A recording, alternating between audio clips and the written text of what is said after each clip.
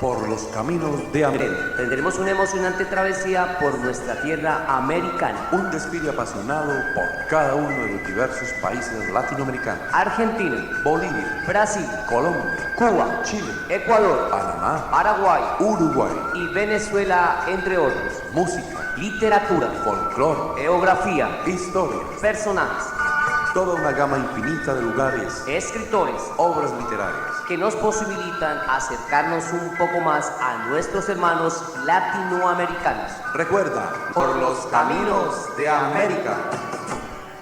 Muy buenos días, sean bienvenidos nuevamente a nuestro programa Por los Caminos de América. El programa que se emite desde la ciudad de San José del Guaviare, Puerta de la Esperanza colombiana para el mundo, a través del dial de Juventud Estéreo 104.7 FM, emisora comunitaria que siempre estará de moda.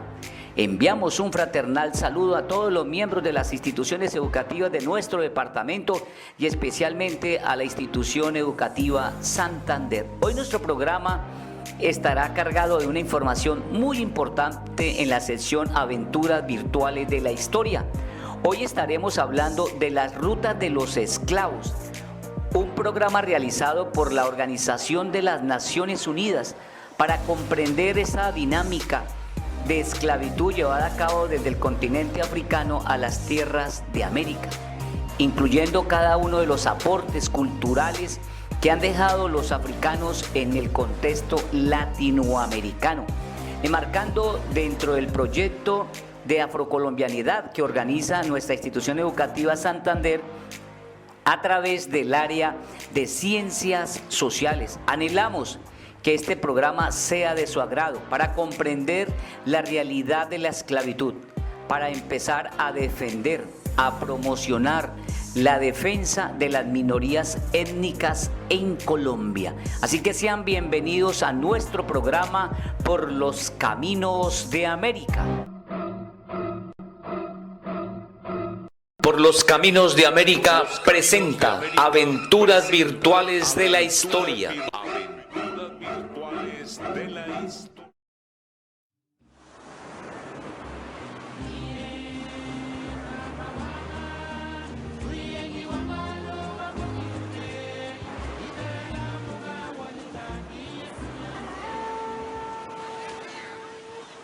¿Quiénes son los descendientes de africanos dispersos por todo el mundo? ¿Cuál es su pasado? ¿Qué han aportado a la cultura mundial? ¿Por qué no sabemos más sobre ellos y su pasado?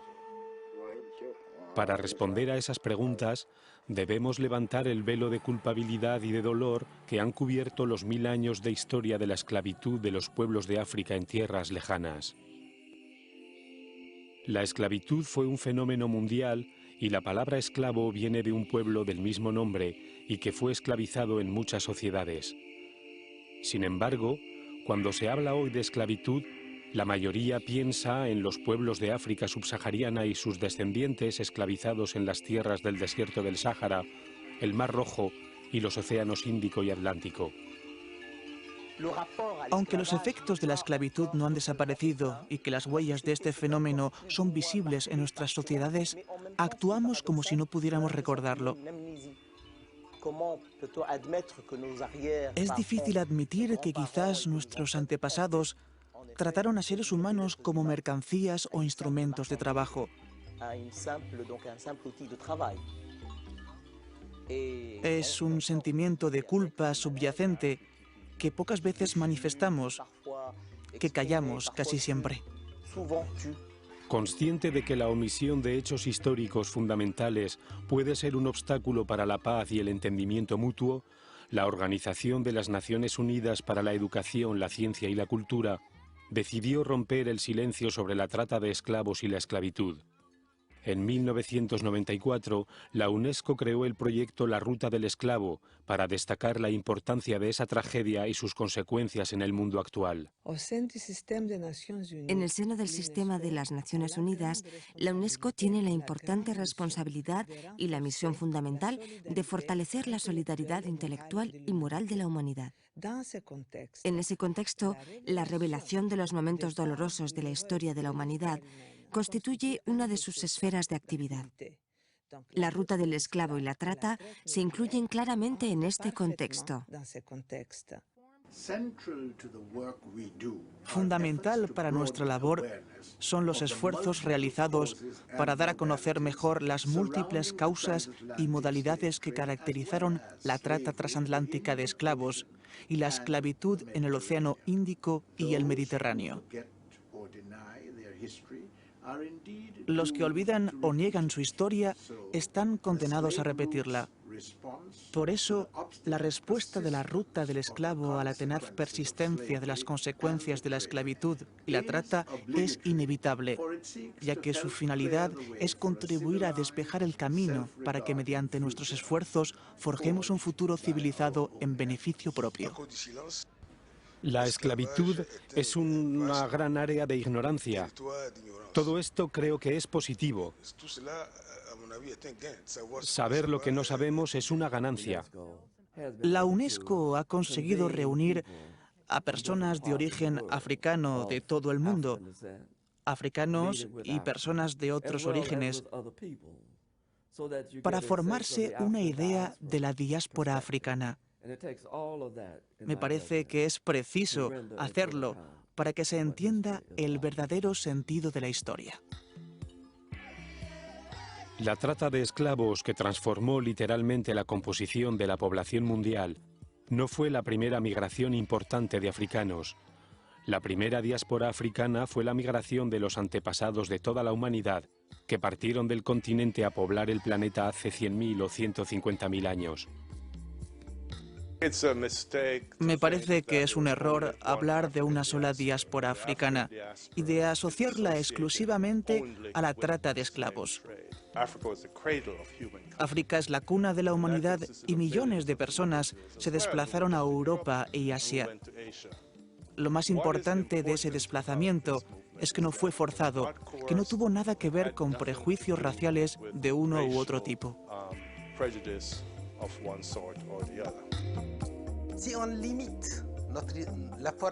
Limitar la contribución de África a la esclavitud sería un error histórico, humano e ideológico.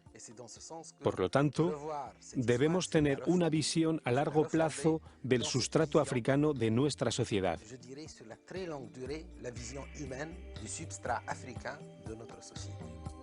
La deportación masiva de africanos esclavizados a tierras lejanas empezó hace más de 1500 años con la trata de esclavos transsahariana y el comercio en las regiones del Mar Rojo y el Océano Índico.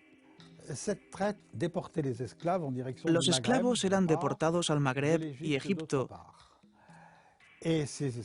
y de allí a países de confesión musulmana o cristiana, España e Italia entre ellos, o mucho más lejos, a Oriente Medio, Siria, incluso a Arabia Saudita a través de Egipto.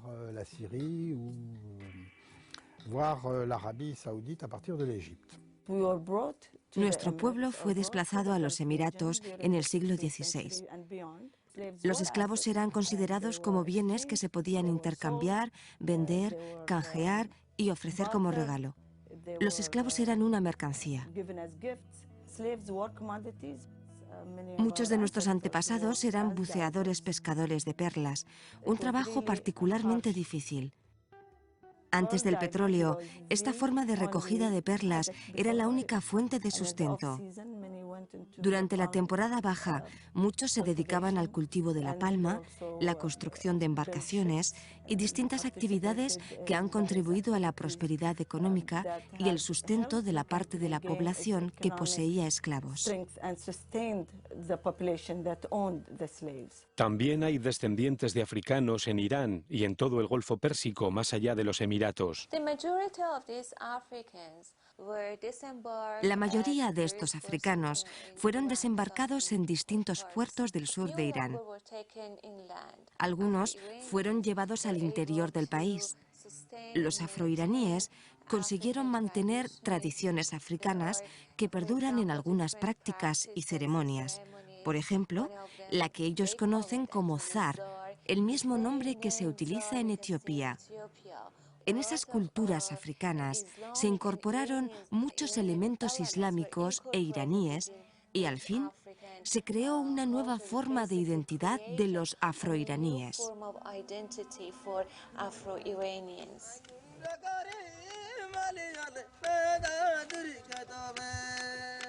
También encontramos descendientes de africanos en toda la región del Océano Índico. En realidad, considero que el Océano Índico es la gran vía de migración del sur, en este caso una migración principalmente forzada, un desplazamiento de personas que eran consideradas como mercancías a lo largo de una vía que conecta a Asia y África. No es posible hablar de la esclavitud en el contexto de esos movimientos sin hablar de las rutas de ese comercio. Hay lugares como las Maldivas, una cadena de islas perdidas en el océano, que eran etapas obligadas de las expediciones a Sri Lanka o la costa occidental de la India, y de allí al este de la India, al Golfo de Bengala. Conociendo la situación de las Maldivas y las tradiciones marítimas de la antigüedad, es lógico que haya allí africanos. Además, las Maldivas eran la fuente de la moneda que se utilizó tanto en el Océano Índico como en el Atlántico para adquirir africanos, las conchas de caurí. Los barcos de la East India Company, por ejemplo, transportaban conchas de caurí a Londres para las empresas londinenses de trata de esclavos. Esos contactos se mantuvieron durante mucho tiempo. Los europeos empezaron a tomar esclavos para desarrollar las islas del Océano Índico, y la inmensa mayoría de las víctimas, aunque no las únicas, fueron africanas. La isla de Mauricio tuvo una función esencial en la trata mundial de esclavos por su situación estratégica. Una de las características de la trata de esclavos en el Océano Índico es que la población de esclavos no estaba constituida únicamente por africanos, pues también se comerciaba con esclavos procedentes de la India y Asia sudoriental. Por ejemplo, se estimó que en la Macarena el 13% de los esclavos eran de la India o de Asia sudoriental, y se observó que durante la ocupación holandesa había un gran número de esclavos malayos en el Cabo de Buena Esperanza. Madagascar también revistió importancia en la trata de esclavos en el Océano Índico y, por consiguiente, tuvo gran influencia en la cultura criolla de las islas del Océano Índico.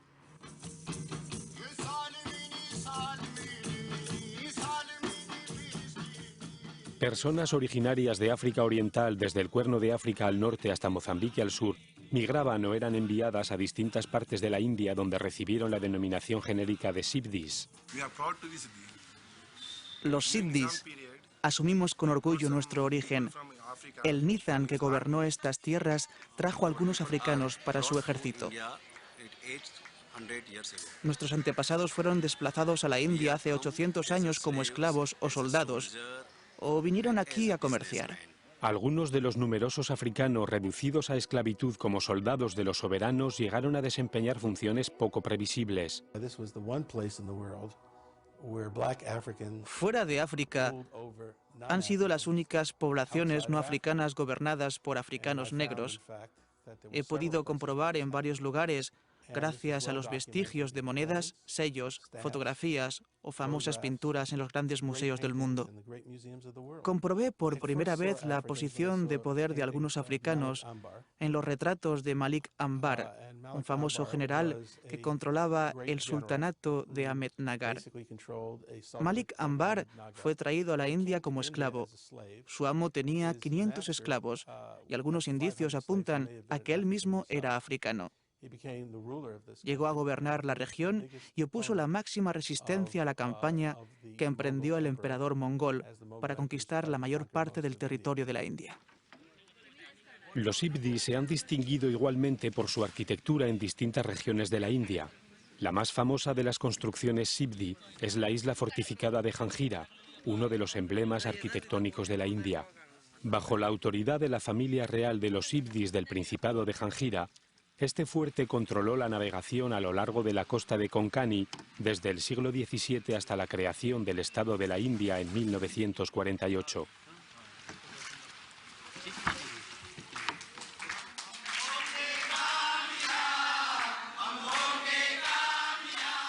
Aunque no es frecuente mencionar a los afroindios al hablar de las comunidades de la diáspora africana, muchos ibdis conocen perfectamente sus raíces en otros dos océanos. Los negros de América del Norte y nosotros somos hermanos. Los africanos también estuvieron presentes en todo el Imperio Otomano, que se extendió de los siglos XVI a XIX. En este caso, es todo el Oriente Medio, es decir, los actuales territorios de Siria, Líbano, Egipto, muy importante en este caso, el norte de África, excepto Marruecos, que nunca fue otomano, y los Balcanes. Los otomanos tenían esclavos blancos, caucásicos, así tenían esclavos blancos y también africanos. En la actual Turquía hay personas de ascendencia africana. Se conoce la existencia de comunidades africanas en la costa occidental de Turquía, del mar Egeo y la ribera del Mediterráneo.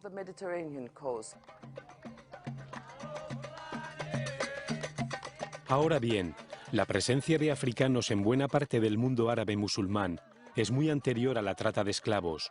Las regiones del Océano Índico y el Mar Rojo eran un animado teatro de contactos e intercambios entre los pueblos de África, Asia y Oriente Medio, mucho antes de que las expediciones lanzadas en búsqueda de especias y nuevos territorios llevaran a los europeos a esas tierras. Pertenecemos a una corriente de opinión que siempre ha asociado la estructura humana del norte de África al mundo mediterráneo. No hemos tenido en cuenta el continente más importante en esta colonización. La arqueología, la historia de la antigüedad y la prehistoria nos demuestran cuán importantes han sido las migraciones del sur en la población del norte de África. Las raíces y el sustrato africanos pueden verse fácilmente en esta región.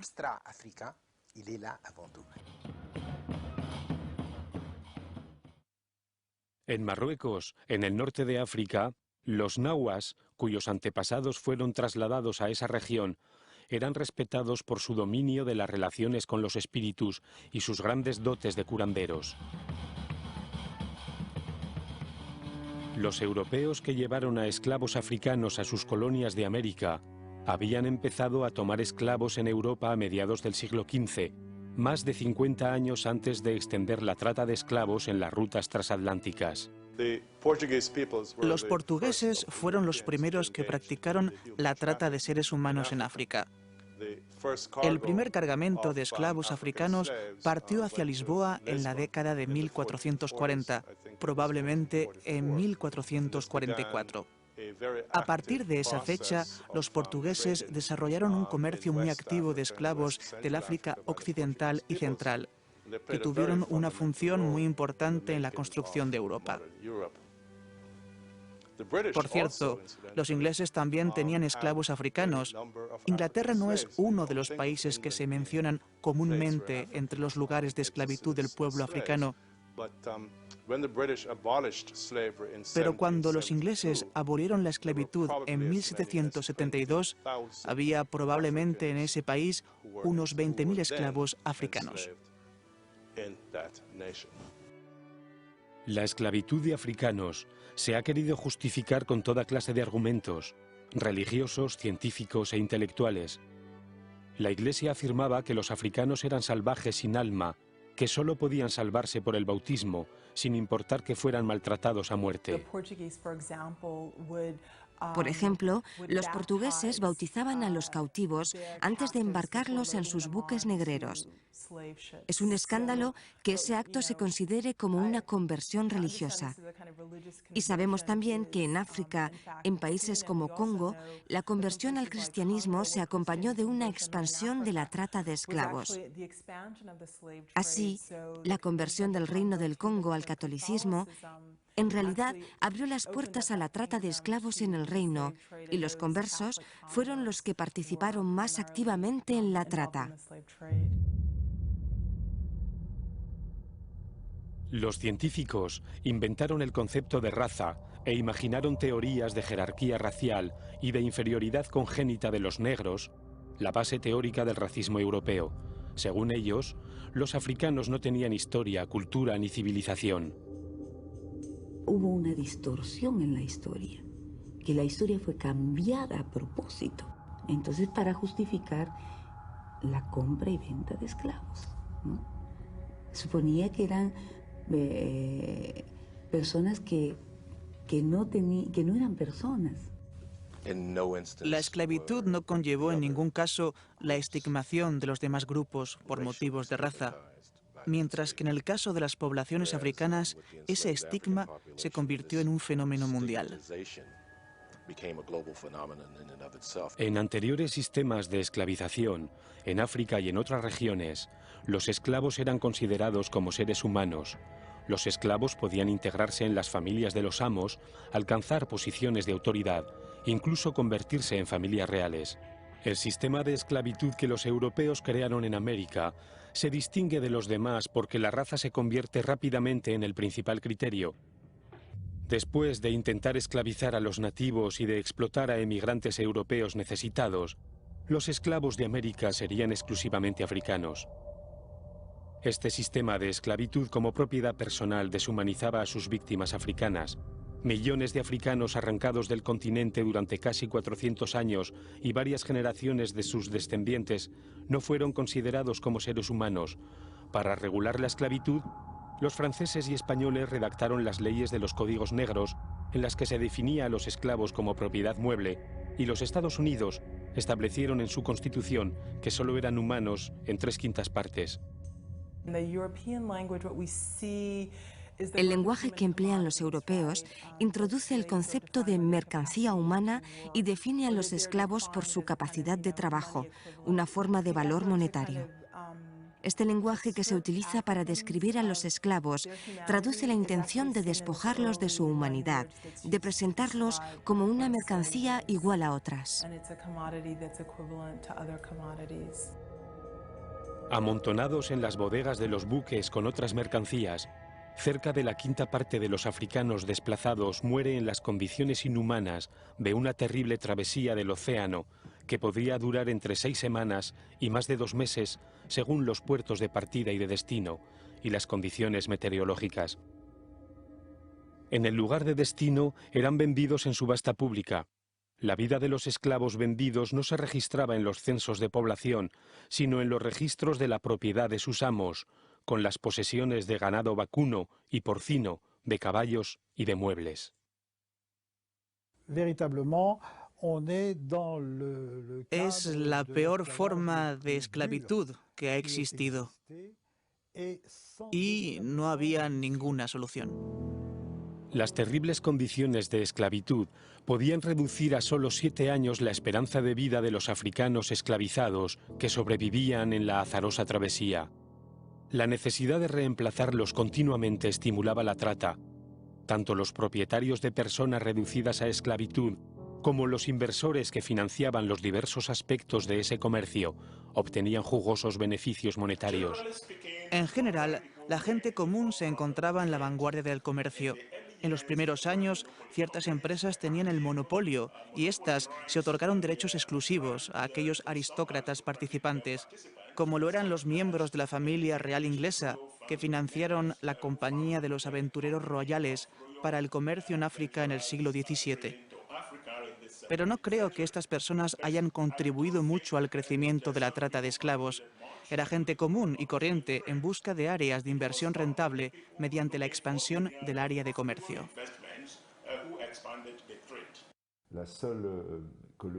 Solo la colonia de Santo Domingo, la parte francesa que corresponde a la mitad occidental de la actual isla de Haití, mantenía financieramente a 1 de cada 8 franceses.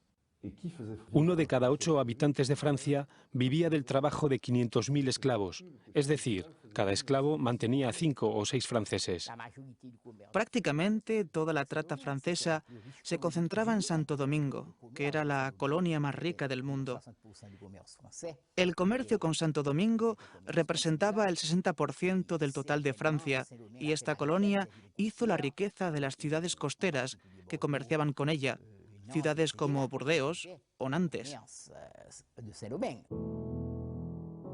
La riqueza de Haití era la producción de azúcar, la más valiosa de las mercancías importadas a Europa en el siglo XVIII.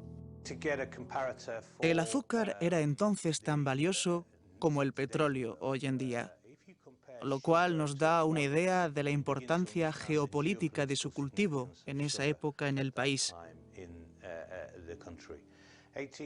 Durante el decenio de 1700 y hasta 1807, en toda Europa occidental, la demanda de azúcar era voraz, casi obsesiva, y la industria azucarera llegó a tener tanta importancia geopolítica que Francia y el Reino Unido, en particular, se hicieron frecuentemente la guerra por el dominio de las plantaciones del Caribe y las colonias productoras. El arroz, otro producto importante del comercio del Atlántico, aunque muchos piensen que proviene exclusivamente de Asia, el África Occidental también lo había domesticado. Los cultivadores de los Estados Unidos pedían a los capitanes de navíos que les trajeran semillas de arroz y negros arroceros, conocedores de la compleja técnica de cultivo. El arroz africano cultivado en los Estados Unidos con los conocimientos de los africanos permitió a los sureños financiar la guerra civil.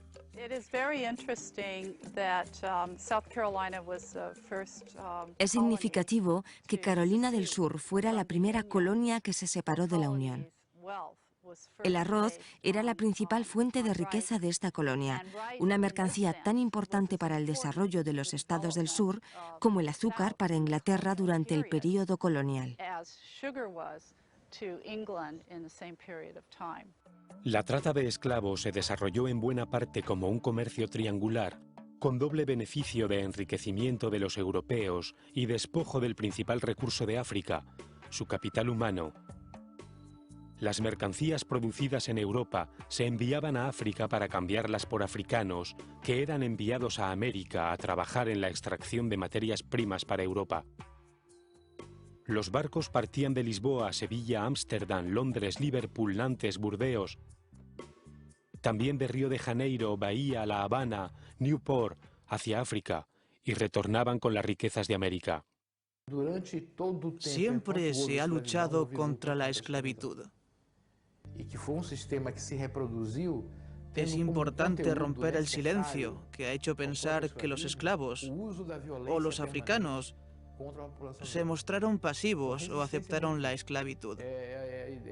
Recuperar y quebrar este silencio que fue construido en que la aceptaron porque la esclavitud ya existía en África y porque los africanos estaban acostumbrados al trabajo sedentario. No son más que argumentos fabricados para justificar la esclavitud.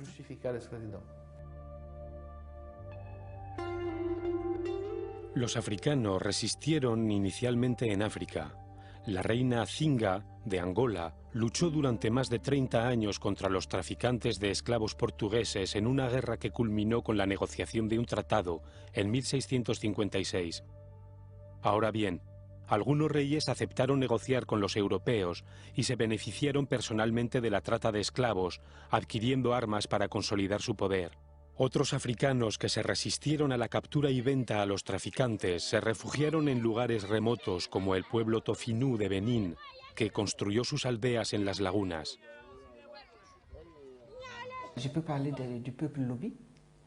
Recordemos que los Lobi, una comunidad del noroeste de Ghana, huyeron de su territorio por la imposibilidad de sostener una guerra de guerrilla con sus únicas armas, arcos y flechas, contra monarcas de la región que los reducían a esclavos con ayuda de armamento moderno. Recordemos también su arquitectura. Esas comunidades vivían en habitaciones cerradas, con una terraza y un único acceso triangular que solo permitía el paso de una persona a la vez. Los moradores podían ver al enemigo y disponer del tiempo necesario para defenderse. Las habitaciones tenían pequeñas aberturas circulares que les permitían vigilar el entorno.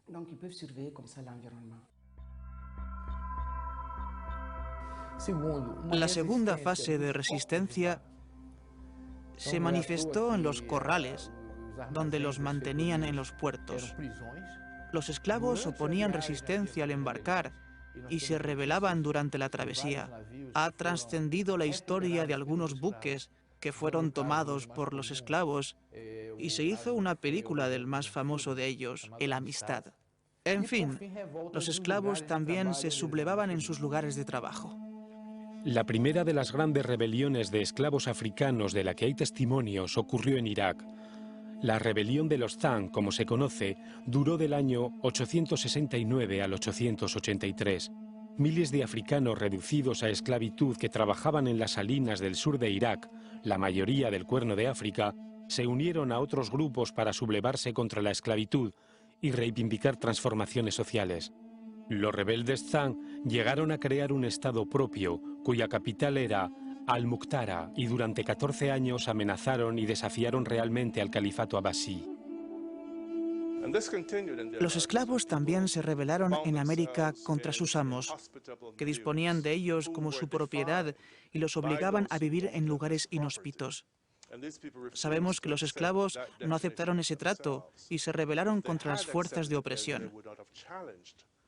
En 1522 estalla la primera rebelión en Santo Domingo, seguida de numerosas insurrecciones a lo largo de los siglos XVI, XVII y XVIII en Jamaica, México, Cuba, Brasil, Venezuela, en todos los territorios de la diáspora y en América del Norte, en los Estados Unidos. Ahora bien, la oposición material a la esclavitud no se limitó a las sublevaciones. Muchos huyeron a tierras remotas de esos países y crearon sus propios asentamientos. Los cimarrones de Jamaica, por ejemplo, firmaron con los británicos un tratado de paz que reconocía su libertad en 1739. Yanga, que era de origen noble, se subió a las montañas de Orizaba y constituyó un palenque. Y tuvo varios de sus compañeros de lucha que encabezaron una resistencia armada, combatieron las fuerzas coloniales durante casi 40 años. Finalmente pactaron el virrey y Yanga la fundación de San Lorenzo de los Negros, que es el actual municipio de Yanga. La revolución de Haití es sin duda la más espectacular de las luchas contra la esclavitud, porque esta fue la única sociedad que consiguió librarse de la esclavitud mediante la fuerza. Una victoria que tuvieron que defender contra numerosos ataques de los europeos, que temían que el ejemplo de Haití se extendiera a su zona de influencia. Haití fue la primera república negra libre y la primera república de América que abolió la esclavitud. Haití también apoyó significativamente las guerras de independencia de Simón Bolívar en América Latina, con información estratégica, capital y soldados contra los colonos españoles. Las luchas de los esclavos por la libertad empezaron a recibir el apoyo de colectivos de personas cada vez más influentes en Europa y en América, que descubrían, de la boca de antiguas víctimas, la monstruosidad del sistema que se había desarrollado en sus naciones, que había hecho su riqueza y había transformado sus hábitos alimentarios. Fue cada vez mayor el número de dirigentes de movimientos abolicionistas como William Wilberforce en Inglaterra, Victor Schœlcher en Francia y Frederick Douglass en Estados Unidos, que lucharon para poner fin a la esclavitud. Recordemos aquella admirable carta al Parlamento que empieza así. Nosotros, los obreros de la metalurgia de Sheffield, una famosa localidad industrial del norte de Inglaterra, pedimos que se ponga fin a esta barbarie. Nosotros fabricamos las cadenas y cosechamos beneficios por la venta de grilletes y otros instrumentos de sumisión a plantaciones de esclavos de todo el mundo. Le parecerá que obramos en contra de nuestros propios intereses, pero estamos convencidos de que hay que acabar con ese comercio, independientemente de las consecuencias económicas que nos puedan afectar como trabajadores. Los abolicionistas ingleses, que habían recurrido a diversas tácticas, como boicotear el azúcar producido por esclavos, consiguieron que el Parlamento pusiera fin a la trata esclavista en el Atlántico en marzo de 1807, aunque no a la esclavitud en la región, que duró 80 años más. Conviene hacer dos últimos comentarios sobre el prolongado proceso que tuvo lugar durante ese largo siglo de abolición de la esclavitud que, como recordarán, comenzó en 1791 con la Gran Rebelión de los Esclavos de Santo Domingo y finalizó en 1886 en Cuba y en 1888 en Brasil. Para empezar, cabe mencionar la escasa solidez de los argumentos de los abolicionistas occidentales de los siglos XVIII y XIX, que eran básicamente morales o religiosos, y rara vez de carácter económico. Con muy poca frecuencia criticaban los intereses económicos, financieros y comerciales que estaban en juego, lo que obviamente favorecía a los dueños de las plantaciones, que mantenían un diálogo directo con los poderes centrales en general. El movimiento abolicionista de los británicos por motivos humanitarios no es la única explicación. En realidad, despuntaba la revolución industrial y los ingleses ya empezaban a transferir el capital de los esclavos a las máquinas.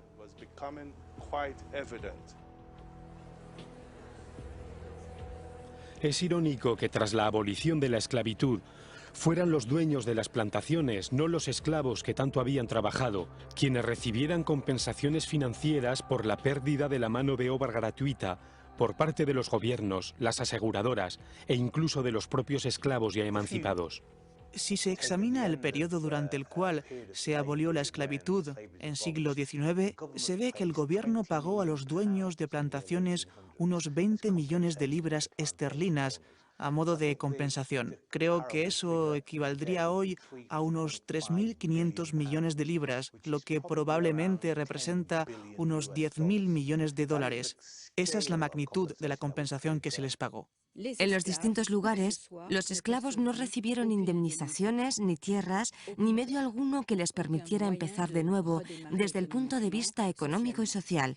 En cuanto a la utilización de esa indemnización por los dueños de las plantaciones, existen grandes diferencias entre los ingleses y los franceses en la manera de usarla. Los ingleses no reinvirtieron casi nunca la indemnización en las colonias, mientras que los franceses que poseían plantaciones reinvirtieron la mayor parte de esa indemnización en las colonias porque se crearon bancos a su servicio y organismos de crédito que posibilitaron el desarrollo del monocultivo del azúcar y la construcción de grandes centrales azucareras. En marzo de 1855, el gobierno de Perú les pagó a los exdueños de esclavos un total de 7.651.500 pesos, y en abril de 1862, cuando la esclavitud fue abolida en Washington, capital de Estados Unidos, la ciudad pagó 993.407 dólares en concepto de compensación a los antiguos dueños por la pérdida de sus propiedades humanas, de manera que los mismos que durante siglos se habían aprovechado de la esclavitud se beneficiaron ulteriormente de su abolición.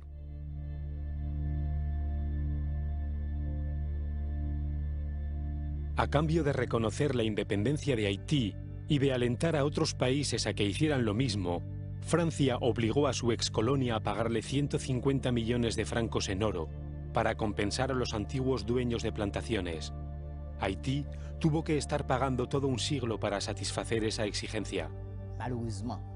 Por desgracia, una vez que Haití logró la independencia, nos hallamos completamente aislados. Ningún país quería establecer relaciones diplomáticas con nosotros.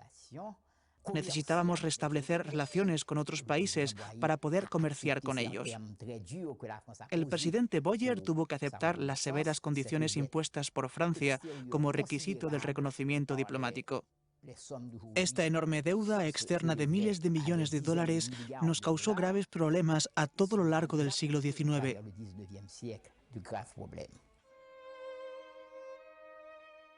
La esclavitud de los africanos generó gran riqueza y poder en las mentes y plantaciones de las colonias de Europa y parte de América, pero también provocó el subdesarrollo de África.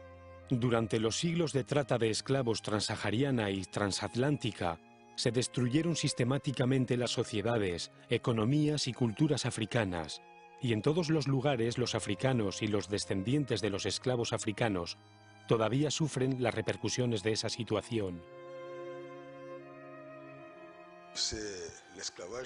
Es la esclavitud que ha causado el retraso actual de África. Sin el restablecimiento de la memoria, no podemos saber, por ejemplo, que hace 400 años Europa y gran parte de África estaban al mismo nivel de desarrollo económico, y que si hoy se habla de subdesarrollo, hay países que fueron subdesarrolladores, y estos países fueron europeos. En el siglo XVIII, los exploradores y los investigadores calcularon de modo aproximado el tamaño de la población y en el siglo XIX tan solo había 200 millones de habitantes. Al comparar la población de los siglos XVI y XIX, se observa que la del siglo XIX era 3 veces menor. En consecuencia, se puede estimar que en el siglo XVI la población del África subsahariana, el África negra, era de unos 600 millones de habitantes. Esa población sufrió una guerra de 100 años que duró 300 años con las armas de los siglos XVII y XVIII. La perspectiva y el marco interpretativo que se habían aportado al estudio de la colonización de América apuntaban a que había sido fundamentalmente una empresa europea. Pero desde el punto de vista demográfico, eso no es cierto. Entre 1492 y 1776, es decir, aproximadamente en los primeros 300 años de la llamada colonización europea de América, 6,5 millones de personas cruzaron el Atlántico y se asentaron en América.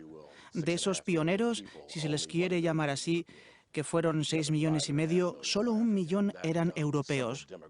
Los otros 5 millones fueron africanos, y ese simple dato demográfico exige que cambiemos de perspectiva sobre la índole de la llamada colonización de América. En la medida que pasó de ser un continente poblado principalmente por los pueblos americanos autóctonos a ser una tierra habitada por pueblos venidos del otro lado del Atlántico.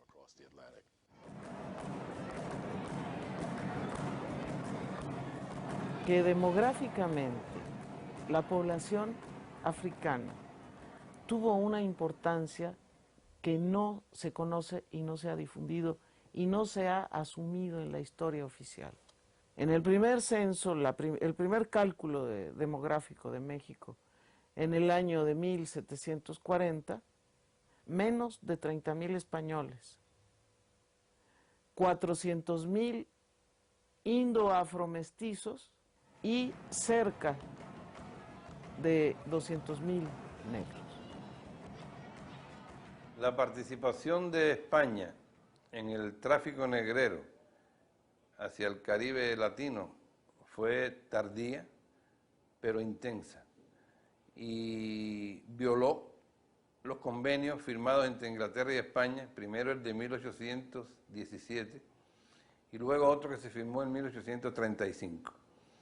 Esto fue un acto puramente formal porque en definitiva el tráfico siguió clandestinamente, ilegalmente, y los ingleses fabricaban barcos que fletaban con las mejores condiciones, pero las peores para los esclavos, y así llegaron al Caribe y particularmente a Cuba casi 2 millones de mujeres y hombres esclavizados, secuestrados, a trabajar acá, sobre todo en el primer lustro del siglo XIX y bueno, finales ya del siglo XVIII, se incrementó mucho la introducción de africanos a nuestro país.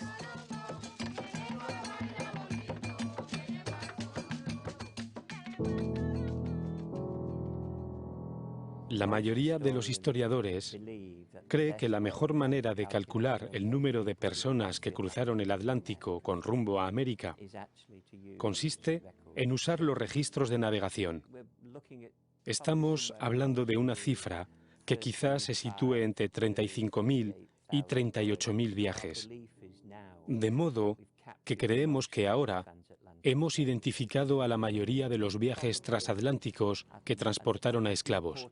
Probablemente estamos hablando de la deportación de unos 12 millones de personas el 85% de las cuales sobrevivieron al viaje. La consecuencia principal es que una gran parte de lo que hemos estudiado hasta la fecha sobre América, especialmente en lo que respecta al desarrollo de la cultura, es tan sumamente especializado desde la perspectiva europea que hemos pasado por alto la esencia de la historia y la creación cultural que tuvo lugar durante la época colonial. Eso es un gran reto para nosotros, los especialistas y otras personas a las que les interesa conocer la verdad acerca del desarrollo de ese hemisferio para volver a las fuentes y empezar a determinar la influencia cultural, política y social de la mayoría de la población que vivía en esa región, en lugar de seguir narrando la historia de la minoría que en realidad es tan ideológica como cualquier otra.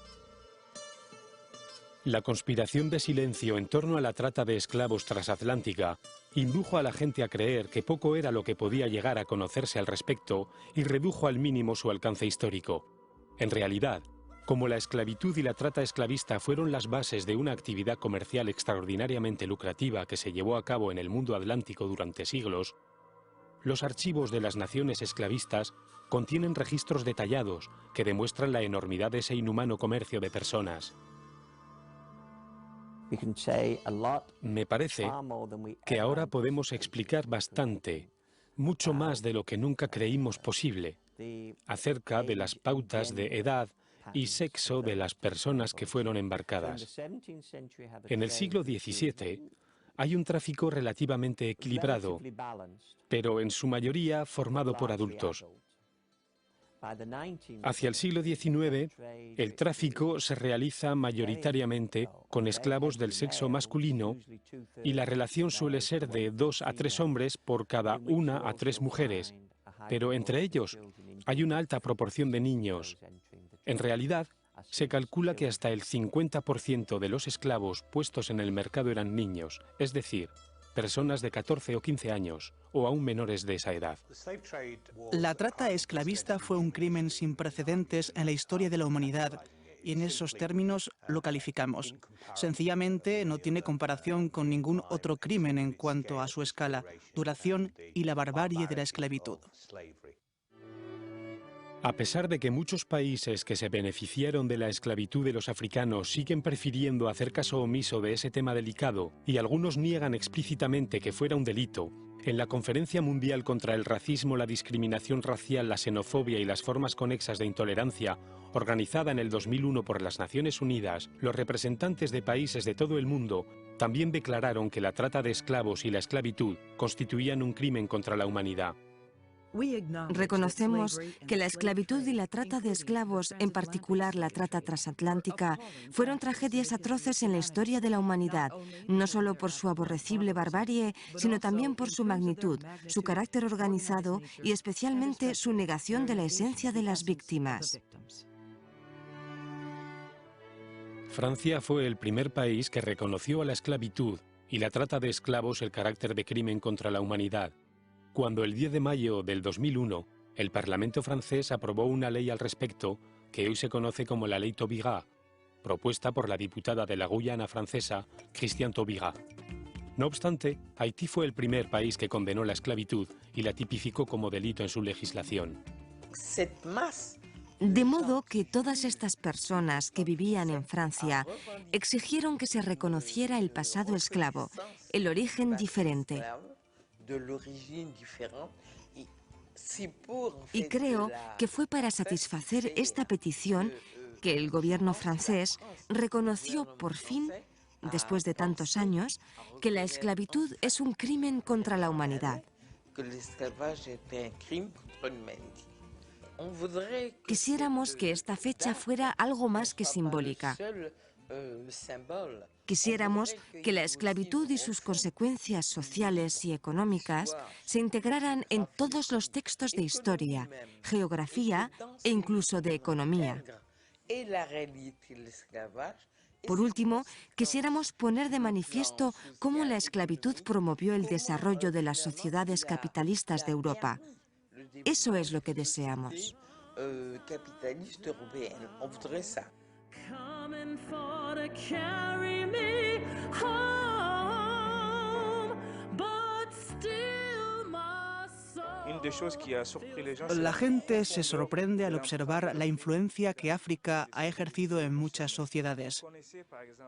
Sabíamos que los africanos habían contribuido a la cultura, la danza y la música, y las nuevas investigaciones muestran que no se pueden entender las costumbres alimentarias, la tecnología, los sistemas de conocimiento, las creencias y los comportamientos psicológicos sin hacer referencia a la trata de esclavos y la esclavitud. Ahora, también hemos podido seguir los desplazamientos de personas a lo largo del tiempo desde determinadas regiones de África hasta determinadas regiones de América. Opino que constituye un gran avance que permite comprender no solo la demografía de la trata, sino también sus consecuencias étnicas y, naturalmente, a través de todo eso, las repercusiones culturales de la esclavitud transatlántica. Con la llegada de los negros esclavos, entre finales del siglo XVIII y principios del siglo XIX, acelerada en este proceso esa llegada, se produce una simbiosis muy fuerte entre las culturas que ya existían en Cuba y las culturas africanas. Las religiones, las costumbres, la música. Esto es extraordinariamente importante en la cultura cubana. África marca la cultura cubana, dando las características fundamentales de lo que somos los cubanos de hoy.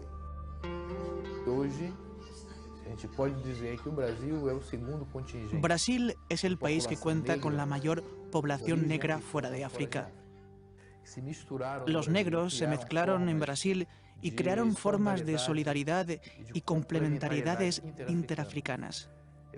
Me refiero a los Yoruba y los Hausa, que son poblaciones procedentes de los actuales Nigeria y Benín, y los Akan, los Bambara y los Peul, que en su mayoría eran pueblos bantúes que venían de la región del Reino del Congo y Angola.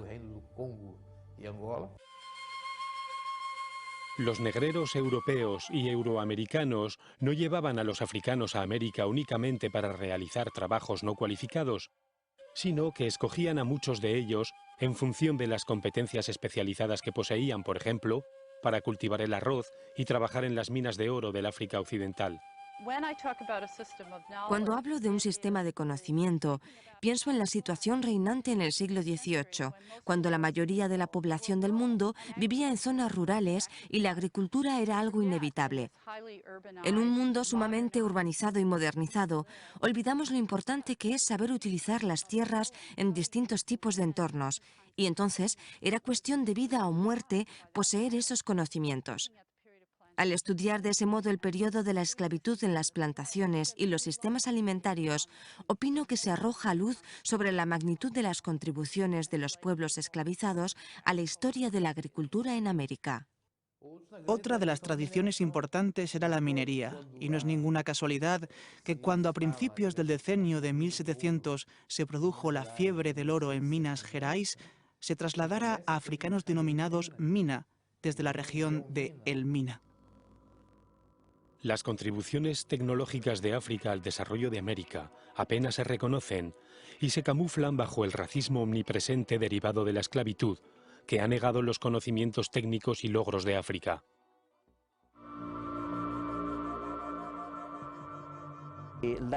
El legado de la esclavitud todavía está presente entre nosotros, y hay asuntos que se derivan de ese legado que todavía tendrán que abordarse en cuanto a reconocer el trauma de los descendientes de esclavos como consecuencia del traslado forzoso de sus ancestros a través del Atlántico.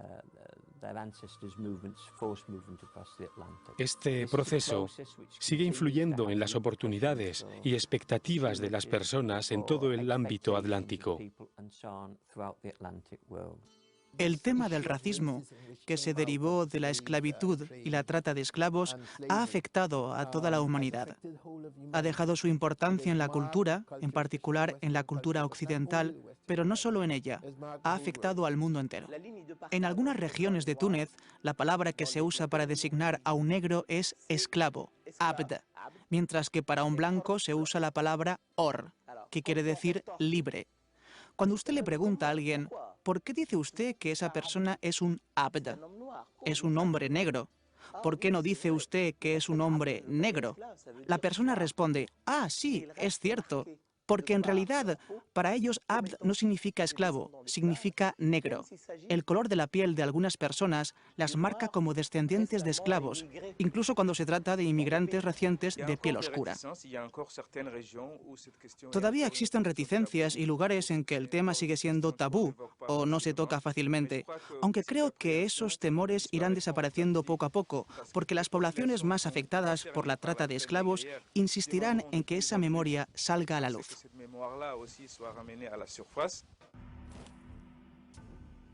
En muchas ciudades, hoy en día la gente camina por calles asfaltadas gracias a los beneficios obtenidos a expensas de los pueblos esclavizados. En Nueva York, las personas caminan literalmente sobre los restos de los esqueletos de los esclavos africanos y sus descendientes que ayudaron a construir la ciudad y están enterrados en el cementerio africano, el cual se encuentra debajo de Wall Street, que es la capital financiera del mundo. A ambos lados del Atlántico, en las aguas del sur de los Estados Unidos en la costa de Florida y del norte de Europa en la costa de Noruega, las excavaciones realizadas en dos pecios que sirvieron para transportar esclavos, el Henrietta Marie y el Fredensborg, revelaron historias que hasta entonces estaban ocultas. Las investigaciones están dando a conocer conexiones culturales insospechadas en el seno de la diáspora y maneras en que las personas y culturas de origen africano han influido en los que entraban en contacto con ellas. Elementos culturales similares viajaron desde África hasta otros lugares lejanos del mundo. No cabe duda de que el malunga que tocan los ibris en Gujarat, en el Océano Índico, se parece al berimbau que tocan los afro-brasileños en el Atlántico.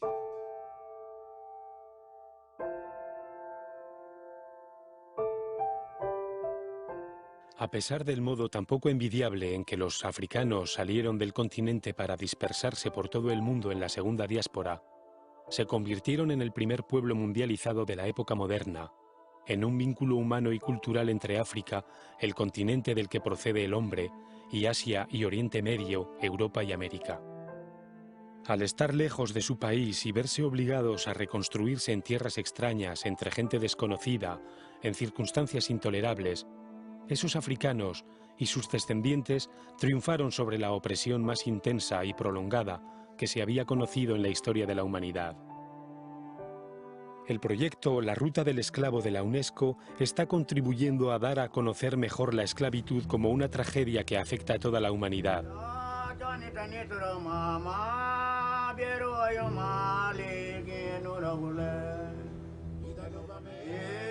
Al conocer este capítulo silencioso de la historia mundial, podemos entender mejor la genealogía que vincula a la trata de esclavos con otros crímenes contra la humanidad y con las nuevas formas de esclavitud.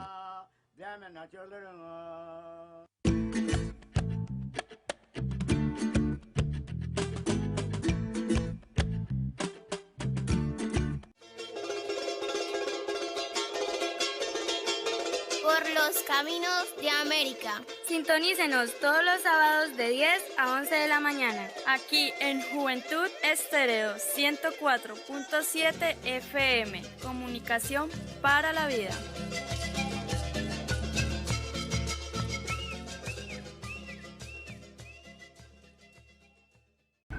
La tierra no es una herencia de nuestros padres, sino préstamo a nuestros hijos. Salvemos nuestro planeta.